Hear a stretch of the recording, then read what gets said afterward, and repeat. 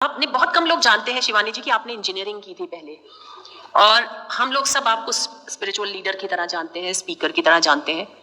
Engineering करने के बाद कैसे आपने सोचा कि आपको स्पिरिचुअलिटी की तरफ जाना है, कैसे अपने आप को प्रिपेयर किया और कैसे आप दूसरों को फिर मोटिवेट करने लगी?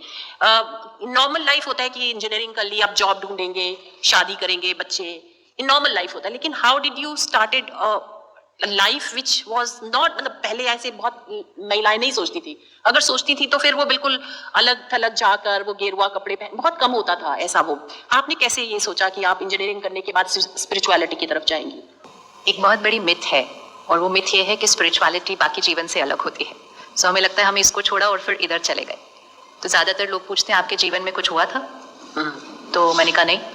ऐसे कैसे, कुछ तो हुआ होगा। मैंने कहा नहीं, सब ठीक ही था। फर्स्ट ही आती थी क्लास में हमेशा जीवन में, उस टाइम वही सिर्फ इंपॉर्टेंट हुआ करता था। और इंजीनियरिंग भी ऑलमोस्ट उसी लेवल पे ही क्रॉस कर लिया था। लेकिन मेरी मम्मी सेंटर पर जाने लगी, मेडिटेशन सीखने लगी, मुझे बार बार बोलने लगी करने के लिए। और जितना वो बोलती थी मैं उतना नहीं करती थी। इसलिए कभी बच्चों को ज़्यादा फोर्स नहीं करना चाहिए। कई बच्चों के अंदर संस्कार होते हैं, वो ऑपोजिट करने लग जाते हैं फिर। तो वो जितना मुझे बोलती थी मैं उससे ज़्यादा दूर होती जाती थी। लेकिन फिर उन्होंने मुझे बोलना बंद कर दिया। मैंने जॉब किया और जॉब करते हुए मेरी शादी भी फाइनल हो गई। सब कुछ फिक्स्ड हो गया, सब कुछ परफेक्ट था। I am happy. उस टाइम भी आई वॉज वेरी हैप्पी। और फिर लेकिन मेरी मम्मी को था कि जो उनको इतना अच्छा कुछ मिला वो मुझे भी मिल जाए। तो कैसे एक पेरेंट बहुत साइलेंटली बहुत कुछ कर सकता है, वो मुझे बाद में समझ में आया कि उन्होंने साइलेंटली किया है।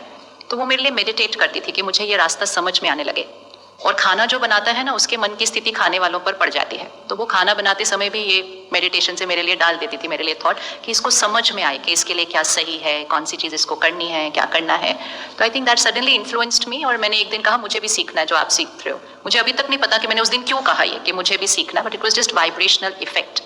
और जब मैंने सीखा, थोड़ा टाइम लगा समझने में, लॉजिक के साथ स्पिरिचुअलिटी को कनेक्ट करने की कोशिश की तो कुछ चीज़ें समझ में नहीं आती थी साइंटिफिकली। एक्सपीरियंस किया, जर्नी चल रही थी। एंड नवंबर का महीना था, जनवरी में मेरी शादी फिक्स थी।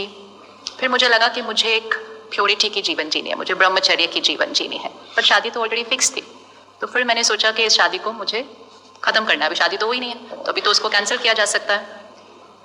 That is why I say we should never say male and female, because I firmly believe it is not male or female who is superior or inferior. It is the soul and their sanskars. So I just went and told my fiancé कि ऐसा मुझे शादी नहीं करनी है, मुझे इस तरह का जीवन जीना है।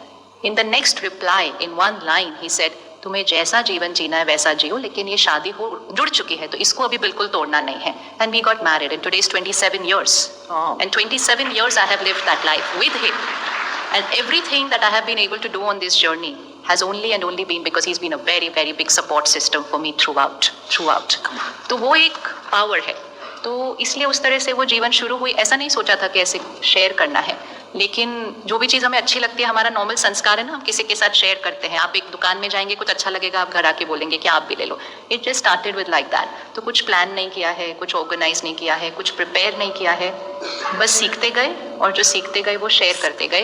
पहले एक के साथ शेयर किया, फिर 10 के साथ शेयर किया, फिर कुछ ऐसा ही सीन आया कि बीच में फिर थोड़े ज़्यादा के साथ शेयर कर दिया। वो कुछ प्लानिंग से, it's not like a career, तो वो करियर के जैसे नहीं चल रहा था। It's still my own journey only. I am still on my journey. This is just a part of sharing that. One more question for you. What are your thoughts on think and respond rather than respond and think? Yeah.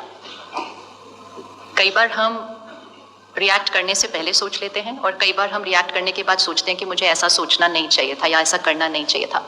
तो आध्यात्म हमें सिखाता है कि सोचकर बोलना नहीं, सोचकर करना नहीं, सोचकर सोचो कि क्या ये बात सोचने लायक है। अगर आपने सोचकर सोच लिया तो फिर आपको सोचकर बोलने और करने की जरूरत नहीं पड़ेगी, क्योंकि आपने थॉट राइट क्रिएट कर ली है। सो वंस आप राइट थॉट्स क्रिएट करते जाएं तो फिर आपके शब्द, आपके व्यवहार, आपका रिस्पॉन्स वो तो ऑटोमेटिकली सही होता ही जाएगा। लेकिन आपकी थॉट्स हमें राइट रखनी है। ऐसा नहीं कि सोचा कुछ और बोला कुछ और। तो अगर हम रिएक्ट करने के बाद सोचते हैं तो वो तो सिर्फ रिग्रेट और गिल्ट ही क्रिएट करता है।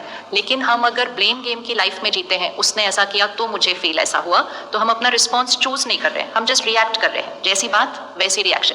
जैसे अभी बहन ने कहा उस व्यक्ति ने मेरे साथ इतना गलत किया, तो ऑब्वियसली मेरा इमीडिएट रिएक्शन है उसके ऊपर भी एसिड गिरना चाहिए। Perfect, that is an immediate reaction कि उसके ऊपर भी गिरना चाहिए।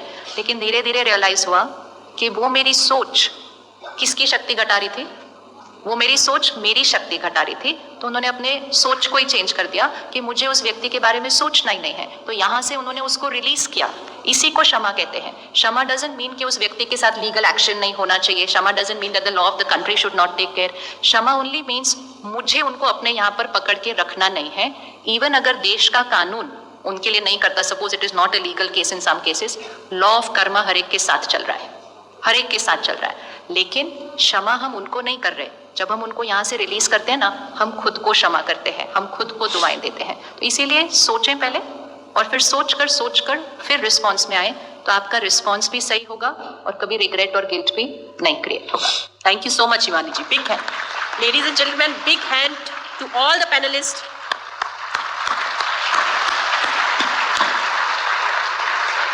Thank you so much everyone on the stage and off the stage. आप लोग यहाँ आए, आज इस कार्यक्रम का हिस्सा बने। राष्ट्र महिला आयोग की तरफ से हम सब की ओर से आपका बहुत बहुत धन्यवाद। Thank you so much.